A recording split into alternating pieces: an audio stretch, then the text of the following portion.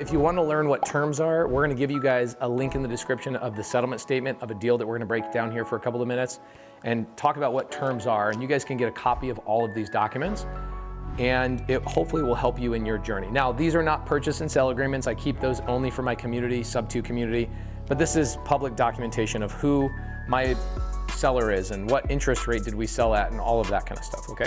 This seller on Drummer Avenue has a duplex. Okay, so two houses attached to each other with two different tenants living in the properties. These tenants combined right now are paying $3,500 a month. The seller, I'll just call her Susie, the seller has just got sick of being a landlord, dealing with repair requests, dealing with people late on their payments, and she just got to a point where she said, I just don't want to deal with this anymore. I don't want another call from another tenant. For me, I don't make calls to tenants. Tenants don't call me, they don't know my name, because I set my company up that way. Requires money, requires skills, requires education to get to that point. And a lot of landlords don't want to get to that point. So it's a lot of work. It's like running a business. It really is. The seller is selling to me at $500,000. Okay, that's the clear price of the duplex. We're taking this deal over part subject to and part seller finance. So my first loan that I'm taking over is $306,819. So out of this 500, there's two loans. There's one for $306,819,000, and then there's another one that's essentially $194,000. This loan is Subto at 2.5%, basically. And then this one is seller finance. The seller has $194,000 in equity. We are doing that at 0% interest. Again, why did we do 0% interest? This is a deal we just closed a couple of days ago. Is because I gave the seller the number they wanted, right? They can't bake their cake and eat it too. There has to be an ebb and flow. There has to be, what do you want? Do you want interest or do you want a high purchase price? What do you want? You can't have both, otherwise it kills the deal. So this seller says, I just want the number. Now write this down, this is super important. Why would it benefit the seller to do 0% interest at a higher purchase price? You don't know when I'm going to refinance. You don't know when I'm going to sell the property. You don't have any control. So if you're relying on, let's say $450 is the purchase price and $144 at 4% interest, and you're relying on making money on that interest. Let's say interest rates go down to 3% and I refinance you out and I wipe out all your future profits.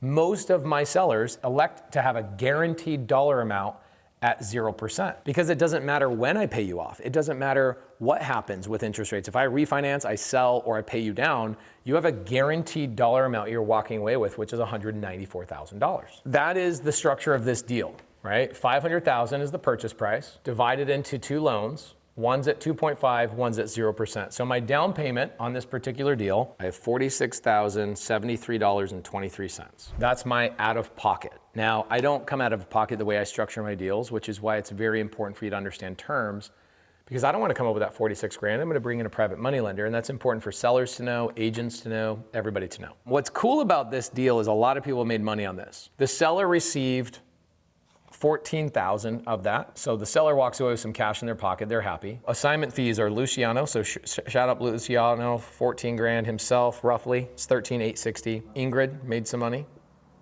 by structuring and helping out with the deal. And then we also had Eric made $3,000 on that deal. That's Eric. He's holding the camera. So give him some congratulations in the comments down below.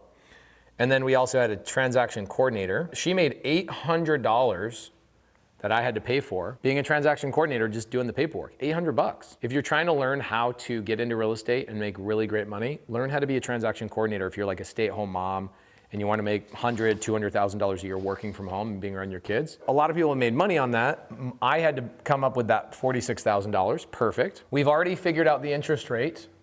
Okay, 2.5% on the Subto loan and 0% on the seller finance note. Remember, the note is between two parties. And then the length of time is until it's paid off. There's no balloon here. That's great. Monthly payment. That's what we got to figure out. I don't have to figure that out. That's on the paperwork that we'll give you guys at the bottom. $25.45 per month. So how do we know if this is a good deal or not? The tenants are paying $3,500 a month. I have two payments, the Subto loan and the seller finance loan, totaling $25,500 $45 per month, which leaves me $955 a month to play with. Cool. So I have $955 to play with. That means I know I've got to come up with the 46 grand. My $46,000 always comes from a private money lender. My private money lender on this deal, her name is Debbie Lou. Debbie Lou brings the money at 10% interest only. What is my calculation for $46,000 at interest only? Let's figure that out. This is how easy it is. Watch, 46,000, 0.73 and 23 cents times 0.1, so 10%. It's $4,600 a year divided by 12 months. So my payment to Debbie Lou will be $383.94. So now out of my cash flow, I've got to take her payment out, right? $383.94. Cool, well, that still leaves me with roughly $571 a month in gross cash flow. What do I pay for that? I pay vacancy, I pay repairs. I call this the uh-oh budget. Uh-oh, house is vacant. Uh-oh, somebody broke a window. Uh-oh, the tenant's not paying. Uh-oh, we have to evict. Uh-oh, whatever it is. $571 roughly to take care of that property after all my expenses are paid. So this deal is a good deal for me. I'm into this deal, no money. Debbie brought me the down payment. Debbie's receiving a payment. I made Luciano money. Ingrid made money. Eric made money. Transaction coordinator made money. Seller's happy. They walk away. I keep the tenants in place. It's a good deal. Every deal is different, as you can see. Who's involved? Who got paid?